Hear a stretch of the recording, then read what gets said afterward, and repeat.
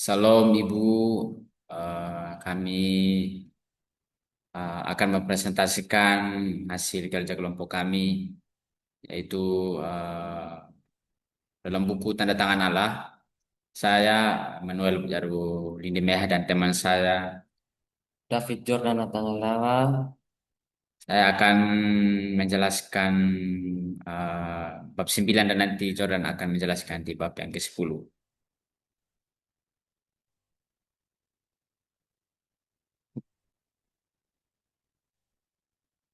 Bab yang ke-9 itu berbicara tentang bukti berupa nubuat yang digenapi dalam generasi kita. Latar belakang, banyak orang mengkritik Alkitab, baik dari penulisnya maupun juga dari isinya, seperti pandangan liberal yang mengatakan bahwa Alkitab bukanlah firman Allah yang sepenuhnya, sebab masih ada kata-kata manusia di dalamnya. Jadi, pada bab 9 ini memberikan bukti-bukti bahwa firman Allah dalam Alkitab itu benar adanya melalui nubuatan-nubuatan dalam Alkitab yang sudah digenapi. Nubuatan-nubuatan yang digenapi, yang pertama itu kelahiran kembali Israel. Kelahiran kembali bangsa Israel adalah salah satu nubuatan yang sangat luar biasa dalam Alkitab, di mana bangsa Israel telah kembali menjadi sebuah bangsa eh, pada 15 Mei 1948 setelah mereka mengalahkan negara-negara Timur Tengah yang menyerang mereka. Hal ini sebenarnya sudah dinubuatkan oleh Nabi Yeskiel juga oleh Nabi Yesaya bahwa Israel akan dilahirkan kembali. Kalau kita berbicara apa yang terjadi pada 15 Mei 1948 itu, di mana setelah Inggris meninggalkan Timur Tengah, Israel langsung mendeklarasikan uh, kemerdekaannya karena pada saat itu tidak ada negara yang memerintah di atas mereka. Namun bangsa-bangsa Timur Tengah lainnya seperti Arab, Mesir, Yordania dan negara-negara Timur Tengah lainnya menyerang Israel pada saat itu sehingga terjadi perang yang sangat sengit di antara mereka. Namun Israel keluar sebagai pemenang sehingga dapat dikatakan bahwa nubuatan oleh Nabi Yeskiel dan Nabi Yesaya itu tentang lahir kembali Israel itu digenapi pada 15 Mei 1948. Kemudian nubuatan yang kedua itu konflik Arab dan Israel.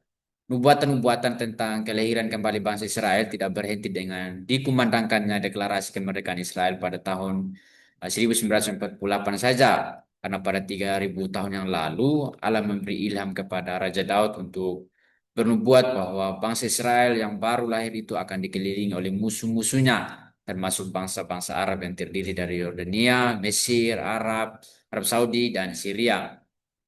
Dalam Mazmur 83 ayat 3 sampai 9 itu di mana Daud bermazmur tentang Israel yang akan dikelilingi oleh musuh-musuhnya.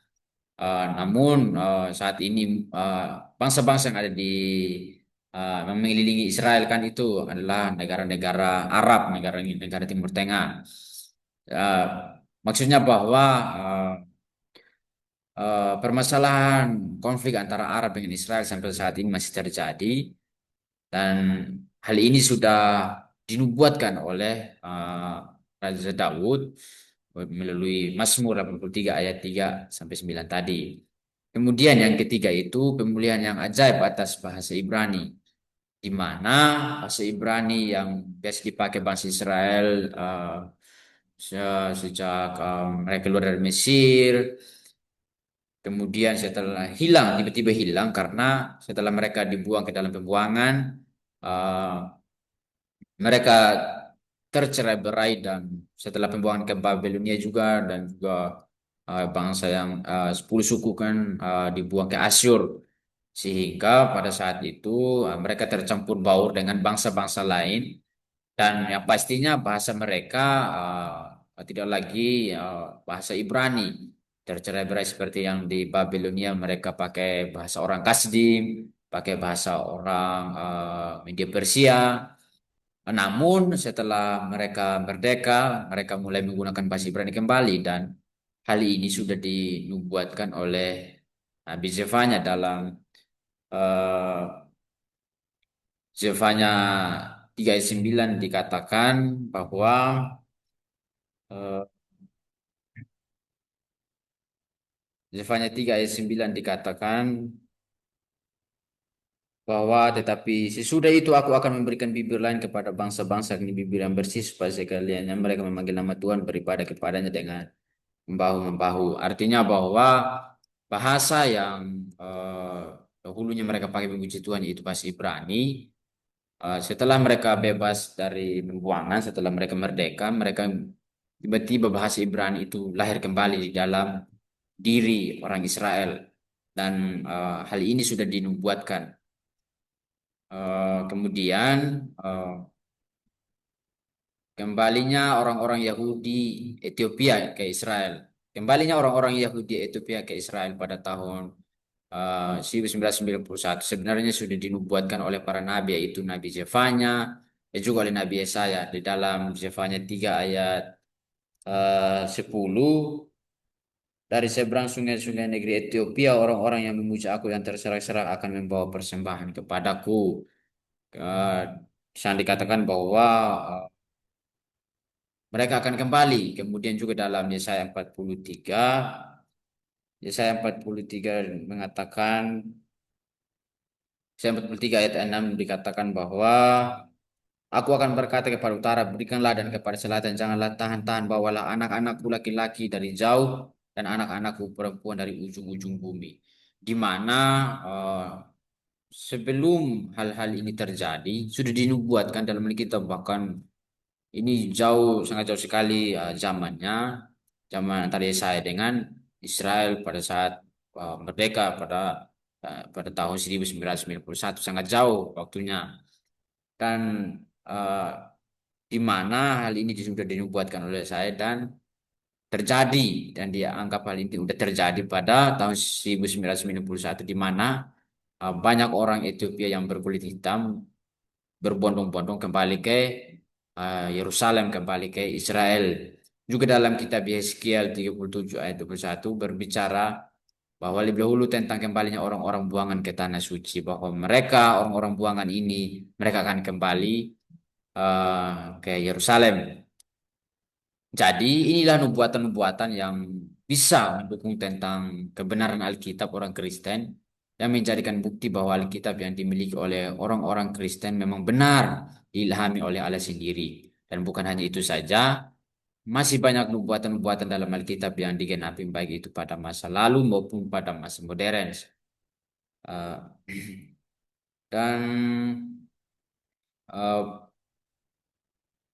masih banyak nubuatan-nubuatan yang membuktikan bahwa eh, Alkitab orang Kristen itu benar karena seperti yang saya katakan tadi bahwa banyak orang yang mengkritik Alkitab kita sebagai orang Kristen bahwa dikatakan seperti pandangan liberal bahwa itu palsu, itu tidak benar karena masih ada eh, dan apa bahasa manusia di dalamnya. Kalau kitab-kitab lain kan seperti eh, ada yang didapatkan turun langsung dari surga dikatakan, tetapi Alkitab kita melalui buatan-buatan ini membantu kita untuk um, membantu kita untuk memberikan jawaban tentang pertanyaan itu dan nubuatan-nubuatan masih banyak yang ada yang digenapi dalam Alkitab seperti kesuburan tanah Israel yang menakjubkan, rencana Israel untuk mendirikan kembali Bait Allah, minyak urapan, kelaparan di seluruh dunia, meningkatkan gempa bumi yang membinasakan, persiapan-persiapan untuk menggunakan tanda binatang, komunikasi televisi dunia, bencana untuk ibadah dalam bait suci yang akan datang, kemudian kebangkitan kerajaan Romawi, kemudian Babel dibangun kembali. Nubuatan-nubuatan ini sudah terjadi dan yang belum terjadi pasti akan terjadi. Karena kenapa? Karena dari nubuatan-nubuatan yang sudah kita lihat tadi itu adalah nubuatan-nubuatan yang sudah terjadi dan nubuatan-nubuatan ini juga masuk ada di dalam Alkitab itu dan ada yang sudah digenapi dan yang belum digenapi pasti akan terjadi. Kemudian Kesimpulannya bagi kita semua, dengan pembelajaran ini dapat membantu kita sebagai orang Kristen dalam menjawab setiap pertanyaan dari orang yang mempertanyakan tentang keaslian Alkitab kita sebagai orang percaya. Dapat membantu kita sebagai orang percaya. Terkadang kalau kita kemana-mana, terkadang ada orang mungkin mempertanyakan bagaimana keaslian Alkitab kita. Nah, uh, dengan pembelajaran ini, dengan ketika kita mengetahui pembelajaran ini, kita dapat menjawab bahwa Alkitab kita itu benar. Sekian dari uh, saya dan presentasi tentang bab 9 dan bab yang 10 nanti akan dilanjutkan oleh teman saya Jordan. Silakan.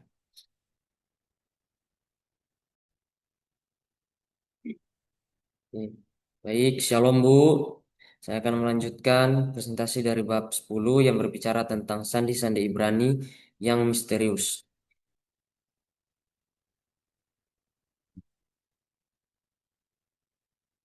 Yang dimana peneliti-peneliti di Israel menemukan suatu fenomena yakni adanya sandi di bawah teks perjanjian lama yang memperlihatkan suatu pengetahuan yang menakjubkan mengenai kejadian-kejadian masa depan serta kepribadian-kepribadian yang tidak dapat ditemukan, kecuali jika Allah mengilhami penulis-penulisnya untuk menulis perkataannya yang akurat.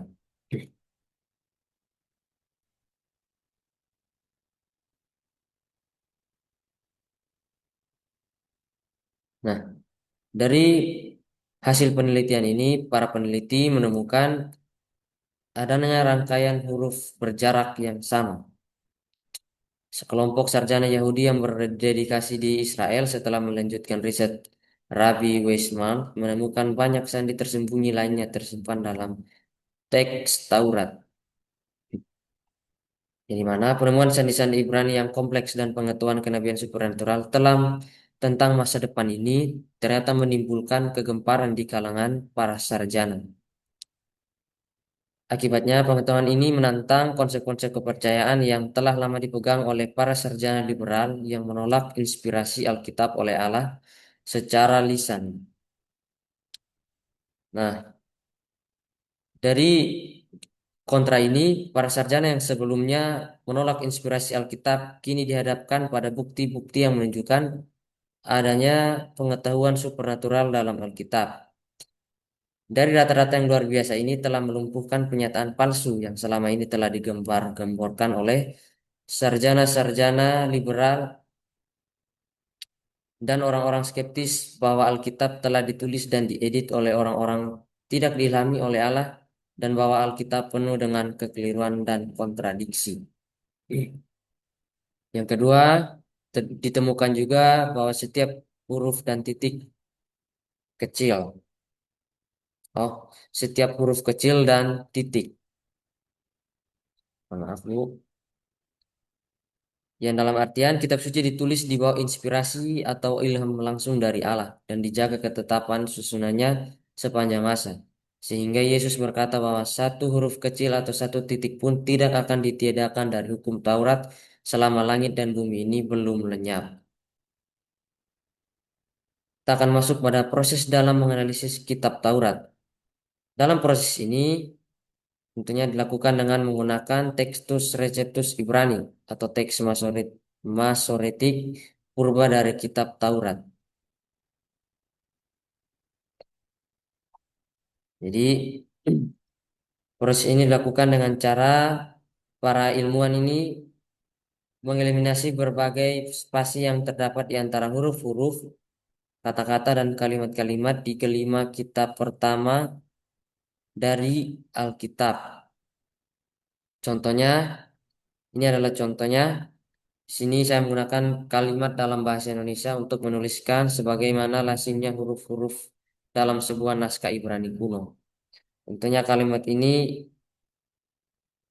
cukup rumit untuk dibaca, maka agar dapat memahami kalimat-kalimat ini perlu untuk memecah-mecahnya dengan menggunakan spasi-spasi yang diperlukan sehingga kalimat-kalimat yang tadinya sulit dipahami, sulit dibaca, kini dapat dibaca dengan jelas. Setelah itu, para ilmuwan membuktikan penemuan-penemuan mereka. Jadi para ilmuwan Israel membuat suatu karya tulis lanjutan untuk diserahkan kepada statisticians atau ilmu pengetahuan statik, yaitu suatu majalah ilmu pengetahuan yang telah menuntut sekelompok sarjana yang menentang hasil-hasil penyelidikan ini untuk memberikan tinjauan dan menentang data mereka serta memeriksa program komputer mereka sebelum hasil penelitian itu diterbitkan. Nah, dari pembuktian ini juga, penelitian ini menyimpulkan bahwa rangkaian huruf-huruf Ibrani dalam jarak sama antara satu dengan yang lainnya dan membentuk kata-kata penting ini benar-benar istimewa dan tidak mungkin terjadi semata karena kebetulan. Penelitian ini pun juga mendapat tanggapan dari para ahli-ahli yang telah diakui.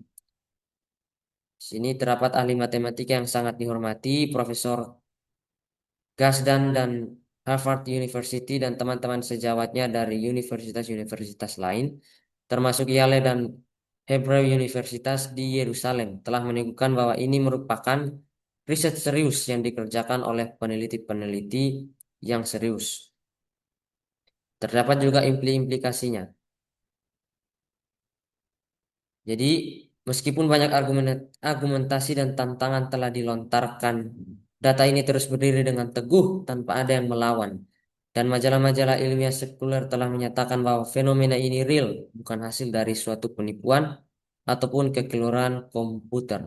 Jadi bagi mereka yang cenderung mengabaikan hasil perhitungan statistik yang menunjukkan bahwa kemungkinan untuk fenomena ini terjadi secara kebetulan belaka adalah sangat kecil, dan bagi mereka yang berpendapat bahwa proses dan hasil-hasil perhitungan statistik ini tidak mengesankan, maka mereka perlu untuk menimbangkan skenario yang sebanding ini. Terdapat juga penemuan-penemuan muktahir dalam sandi-sandi Ibrani yang tersembunyi. Jadi penemuan sandi-sandi tambahan yang menakjubkan ini oleh para peneliti berbicara tentang perang Teluk dan pembunuhan tragis atas Yitzhak Rabin. Dalam perang Teluk ini ada penemuan Saddam pada interval 6 huruf Kejadian 8 ayat 12,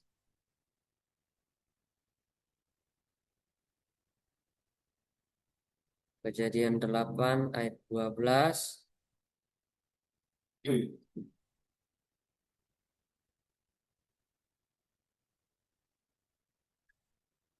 yang berbicara bahwa selanjutnya ditunggunya pula 7 hari lagi kemudian dilepaskannya burung merpati itu, tapi burung itu tidak kembali lagi kepadanya. Setelah itu terdapat juga penemuan skat B dan milik atau berasal dari Rusia yang terdapat dalam Kejadian 19 ayat 1 dan 2.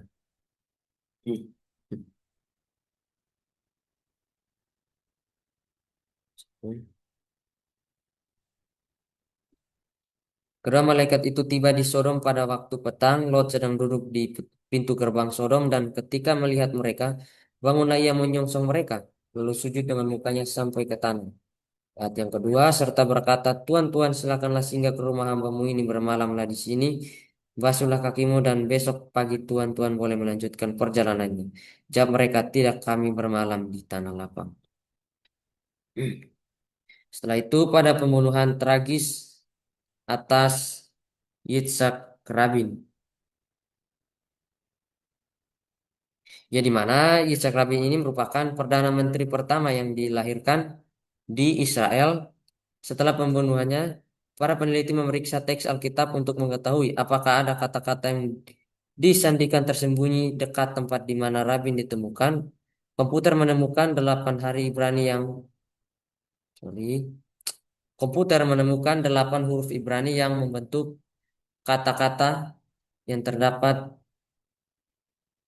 kata-kata Yitzhak Rabin yang dieja dengan menggunakan interval 4.722 huruf dimulai dari Ulangan 2 ayat 33.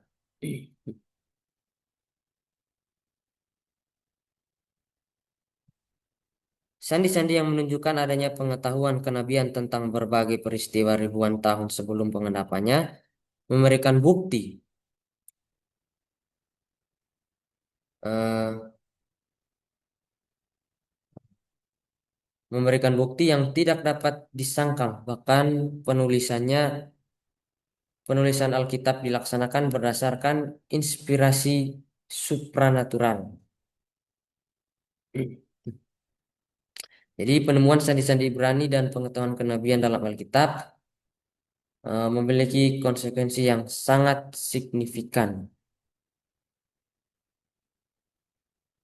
Demikian presentasi dari saya. Shalom, terima kasih banyak Bu.